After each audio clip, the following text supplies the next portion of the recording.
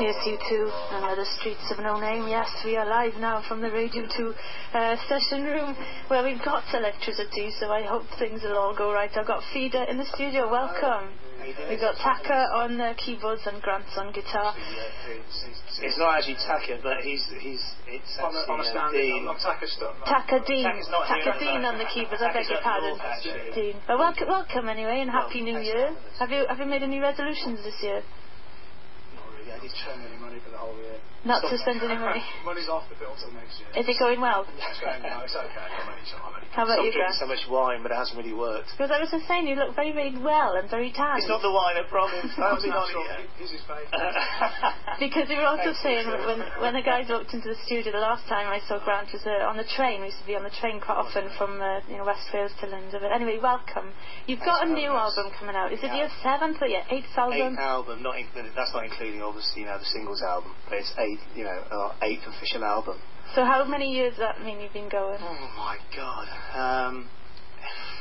It's been a while. I don't know. It's at least, I think it's getting close to 20 years, which is amazing, really. How does it feel? How does it feel then? It's compared with how it was at the beginning. Like, for instance, you got a new album coming out. Yeah.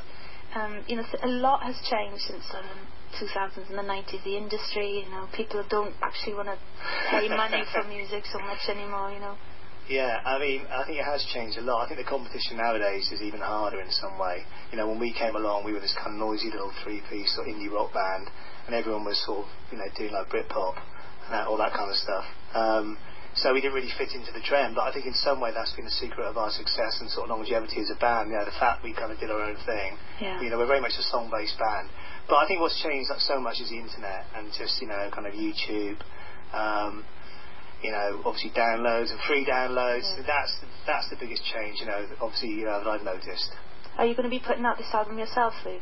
Yeah, we are. We've got our own label now. Is that quite exciting? Well, we did the last album on our... It's exciting, but it's also quite tough at the same time. You realise how much you have to pay for yourself. Do you know what I've realised? How much money you spent on making videos. So much money, and when nobody tells you it's actually your money that they're spending for you back then. You're so excited and so happy because people want to hear your music and stuff. So yes, we'll make a video. Heck yes, we'll do it in the Mojave Desert and so forth. So I know. I think we've actually just sort of finished making our video now for Borders, the first single, and we spent some money on it, but we were a bit more sensible this time on the budget. iPhones or a smartphone. But often those, this will be the best videos. Absolutely. Sometimes. I like the Lego ones. Yeah, I know, they're great, aren't they? It must take hours though to do it. Yeah.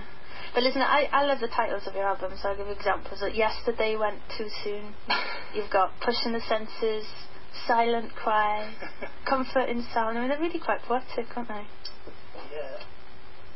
And then you've got the new album, which is like Generation Freak Show, which is a little bit more sort of risque, but it seemed like the right title for us. Why that title then? Well, I was kind of inspired, just kind of, the last 2 years has been a pretty crazy sort of time, Sorry, I've actually got something caught in my throat. I've got some water. And, I was actually making the album, and we were in this little residential studio in the middle of nowhere, and it was when all the student riots, were happening on TV, and it was just kind of really shocking.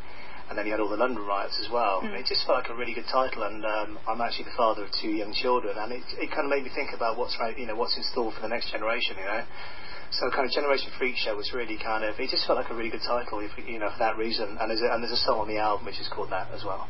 So now we've got electricity, don't we? Well, I think we do, yeah. Although I'm acoustic. And are we tuned okay, Grant? I think we're tuned okay. If it sounds a little bit iffy, then. Shall we hear the new single from Generation Freak Show then? Yeah, and this is a song called Borders, and it's the first official single. Brilliant. Okay. Thank you. Here you go. That's the sound of Borders, and that's the new single from Feeder. That's due to come out on the 29th of January. On the subject of borders, you've done a lot of travelling, and you had a big hit in South Africa, of all places, didn't you? We actually had like a #1 with what was it, Bud Rogers? Yeah, from Rogers. Do you know, I can't speak now, but I can sing for some reason, which is a good sign. That's all right. I think I've swallowed my chewing gum. Can't be choking you here. Thank you, Dennis, darling. That's fantastic. Speaking from the BBC. Yeah. But yeah, we've been all over, really. Been to Japan, South Africa. We spent a lot of time in America on the first album. Korea. Some Europe too, last year. Europe. Yeah. Why did you go to America so much for that first album? Was this something to do with the music from there? We had a song on there called High, and that did really well with it. For us on radio, and it was in a film, not a very good film. It was called Can't Hardly Wait, with an actress called Jennifer Love Hewitt, who was in the video with us, and that was a perfect example of spending a fortune on a terrible video. It's an awful video. We'd all go up running home now and check it out. Go and look at it. And, that wasn't the official High video. That was the one that they remade for the American market. And, get the girl from the film in it, and it's terrible. Anyway, but really, that song kept us there for pretty much a year. And we toured with some great bands, and it was a great experience. I think we played 42 states. And it's hardcore because the types of distances you have to cover are so much more than you ever think about in the UK. So you go from gig to gig and travel overnight, don't you? It was really hard. And the buses are sometimes very bad buses. Well, actually, when we started off, we were actually in a van with a trailer. We'd set up these big, American tour bus. We're like, here's your bus, guys. We're like, so it's a pretty tight budget. And then we worked our way up to a pink tour bus that used to be owned by the village people, and it was the most camp bus you've ever seen in your life. But it was a big step up from the from the transit van with the trailer on the back. Yeah. But kind of looking back on it though, it was a great it was a great time. It was a crazy time, but it sort of, I think it really sort of made us gel as a band. A few arguments along the way, but it was good. Yeah, but arguments happen in any country. Yeah, I know. I've got some questions from Twitter. Okay. At Davwin says you had amazing sound in the era of the Comfort in Sound album. How did you get that producer? Comfort in Sound was basically a sort of co-production of the band. It was basically me, but I have to give credit to Gil Norton, who was the main brain behind that record. Gil Norton's done Foo Fighters and Pixies, and he's a bit of a legend. In fact, actually, he's made 3 albums with Feeder. He did Echo Park, Comfort in Sound, and Pushing the Senses. And I learned so much from working with Gil, which is why I've got the nerve to actually kind of say that I can, Do you produce yourself now? And you did this last album? Well, actually, no. This was co-produced by this guy called Chris Sheldon, who did our first album, and myself. So, but Chris was a sort of guiding force. I just sort of sit in the corner and just shout things out and kind of annoy him.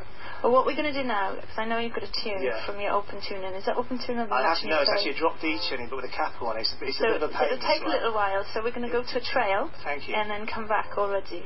Thanks a lot. The sounds of the 20th century. The clamour against the poll tax intensifies.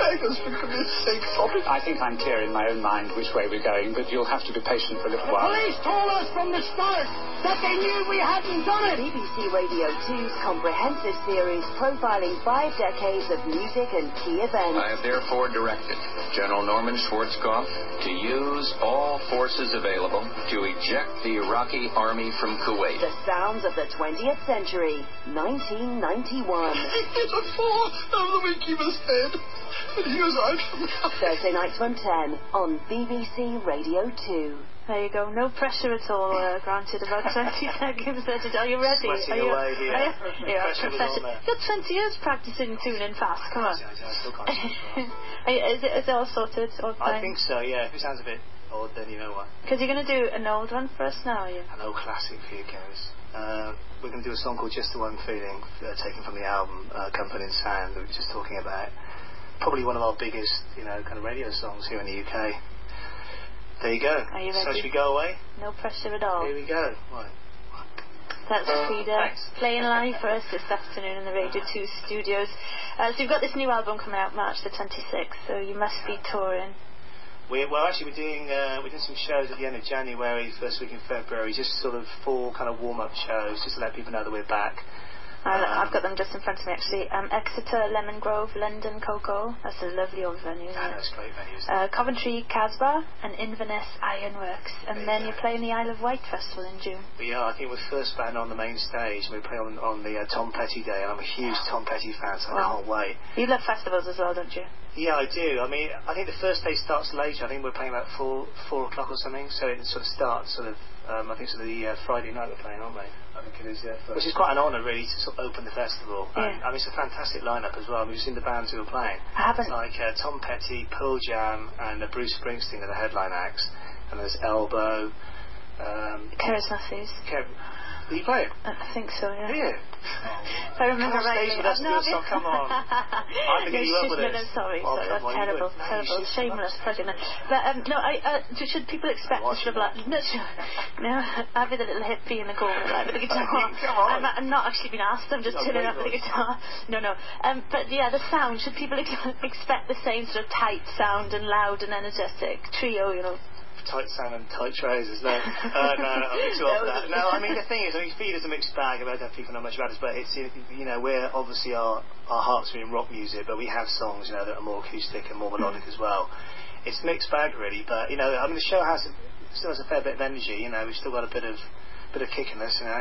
Brilliant. Well, thanks for coming in and kicking with us this afternoon. Thanks for having us. Good luck. The album's coming. Speak better next time. There's plenty of water, don't we? March the 26th is when Generation Freak Show is coming out, and the single's coming out. The single's called Borders. That comes out January 29th. Thank you, guys. Thank you, Cerys. Thanks a lot. Cheers.